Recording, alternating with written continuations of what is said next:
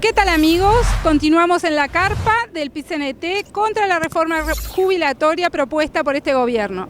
Vamos a hablar con Carlos Clavijo una vez más, integrante del equipo de representación de los trabajadores dentro del BPS, para que nos cuente su visión de cómo es esta situación. Muchas gracias por estar acá, Carlos, agradecemos tu disposición siempre. Contanos cómo ves el balance de esta carpa que está hace 15 días instalada acá. Bueno, primeramente agradecerle a ustedes por el espacio que nos dan. Sí, realmente esta carpa creo que marcó un hito importante en esta reforma jubilatoria que debemos de frenar todas y todos. Dejó varias cosas esta carpa, en la cual varios sindicatos, varias organizaciones sociales, la Intersocial se reunió muchísimas veces. Nos tocó varias veces con tormenta eléctrica hablar con los compañeros y las compañeras que se mantenían al firme en esta carpa. Eso es parte de la resistencia que hemos hecho desde el movimiento sindical y de las organizaciones sociales.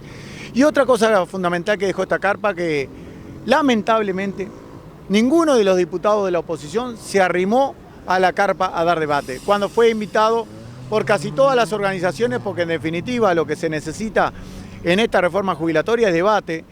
Lo que se necesita en esta reforma jubilatoria es diálogo, es saber el por qué tienen tanto apuro de aprobarla, saber por qué quieren aprobar esta reforma regresiva que en definitiva le va a perjudicar el futuro a las uruguayas y los uruguayos.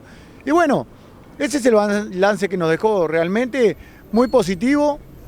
Yo creo que fue un gran esfuerzo del movimiento sindical y de las organizaciones sociales en mantener esta carpa día y noche durante 15 días y demostramos que estamos para resistir esta reforma y para poder frenarla, esta reforma que es fundamental, frenar esta reforma porque otra reforma es posible.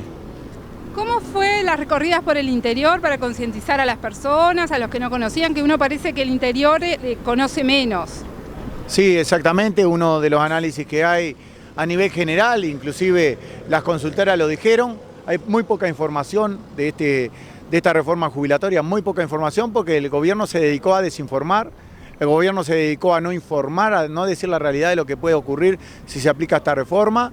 Y bueno, el movimiento sindical, como lo hacemos siempre, recorremos el país, hablando con la vecina, con el vecino, con la gente, con los plenarios, con los ediles, porque también recorrimos todo el interior. Notamos claramente que en el interior hay más desinformación que en Montevideo por lejos, que nadie sabe de qué se trata esta reforma, que piensan que no los va a tocar, que piensan que va a ser para dentro de muchos años y sin embargo no va a ser así, que piensan muchas veces que no le va a afectar en nada su vida y cuando justamente lo que va a bajar es la calidad de vida de los futuros jubilados y las jubiladas.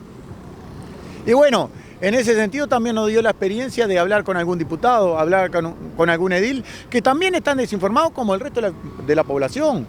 Gente que va a levantar la mano acá, no tiene información. Nos tocó con un diputado en Paysandú, cuando nos plantea justamente visiones muy parecidas a la nuestra, que hay que pensar en una reforma de la seguridad social y no en una reforma jubilatoria, que hay que pensar con el ser humano como centro.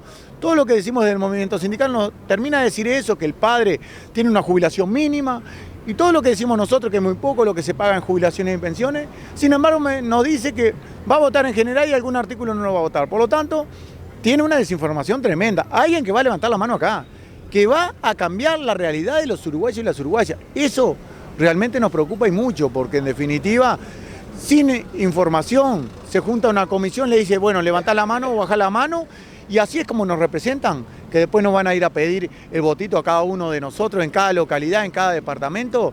Yo creo que se necesitaría un poco más de responsabilidad por parte de los diputados y realmente no votar esta reforma, pasarla para el periodo que viene, discutirla en un gran diálogo social, discutirlo con todas las organizaciones sociales y generar un pacto social, que es fundamental para que la reforma no fracase.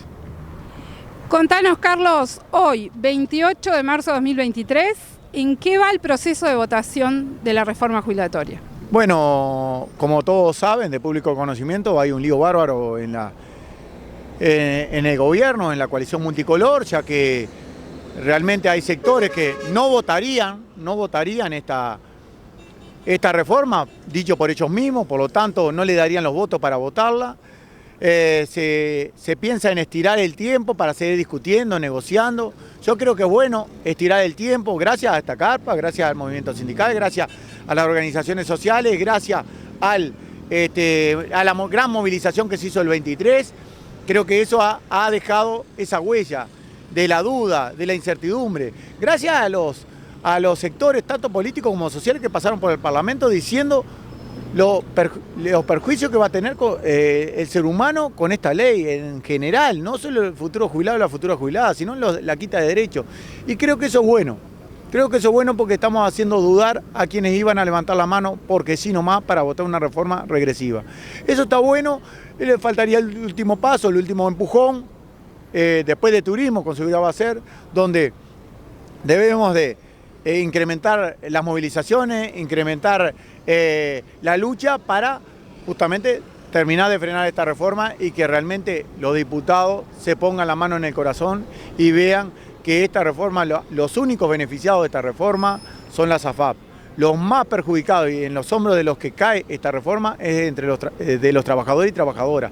Por lo tanto, deberían de pensar en eso. Y fundamentalmente una reforma que es regresiva y desigualitaria, porque a la que perjudica más es a la mujer. Una reforma que justamente genera más brecha de desigualdad entre el hombre y la mujer.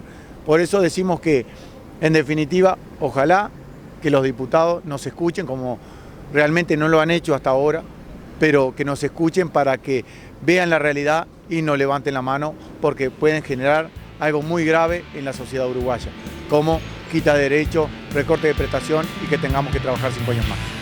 Muchas gracias por tu tiempo y tus palabras. Los seguimos invitando a ver más contenidos en Zamboa TV.